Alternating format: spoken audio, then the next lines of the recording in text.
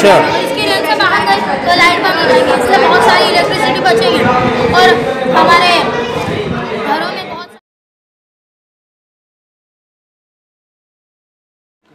जा रही है नीचे से। और जो शिपयार्ड रोक के रखे तो उसमें ऑर्डर दिया जाएगा कि आप अपनी शिप यहाँ से इजीली लेके जा सकते हो। इससे जो हमारा जो ब्रिज है वो भी महफूज रहेगा और जो शिपयार्ड है वो भी यहाँ से सलामत जा सकते हैं।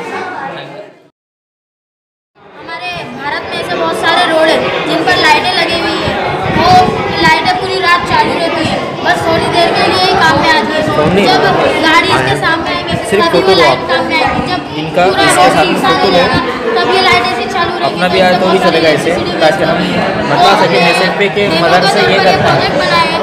हमने बैटरी से इसका वो बनाया है, क्या गाड़ी इसकी रेंज में आएगी तो ये लाइट चालू हो जाएगी, इसकी रेंज से बाहर गए तो लाइट बंद हो जाएगी, इससे बहुत सारी इलेक्ट्रिसिटी बचेगी और हमारे घरों में बहुत सारे बार लाइट नहीं रहती है, कई कई घंटों तक नहीं आती है, तो सब इसकी वजह से, क्योंकि पूरी रात चालू रहता है, इससे बहुत सारी इलेक्ट्रिसिटी वेस्ट होती है।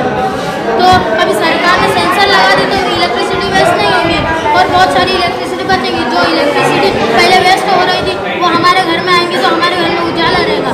और अभी ये सेंसर कभी पहाड़ों पर लगा दिए तो एक्सीडेंट होने से भी बच जाएगा। कैसे, क्या गाड़ी अब इसकी रेंज में आएगी तो लाइट चालू हो जाएगा, तो सामने वाली गाड़ी को पता चल जाएगा इधर से कोई गाड़ी आ रही है तो वही लाइट चालू है, तो वो दोनों टकराने से बच जाएंगे।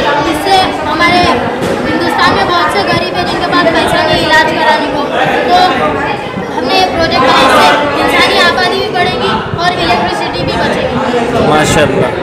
वसीम रिजवी और रोहित सरदाना जैसे गद्दारों को ये पैगाम हम देते हैं कि ये है वो बच्चे जो दहशतगर्दी की तालीम नहीं बल्कि स्वच्छ अभियान की तालीम हमको दे रहे हैं। और एक प्रोजेक्टर इन्होंने ऐसा तैयार किया है कि जिसकी वजह से हमारे लिए बहुत सारी सहूलियत इंडिया में पैदा हो सकती है। ये डिजिटल इंडिया की एक तस्वीर है और इसको तैयार करने वाले हमारे मदरसों में पढ़ने वाले बच्चे हैं। Don't forget to like, comment, share and subscribe.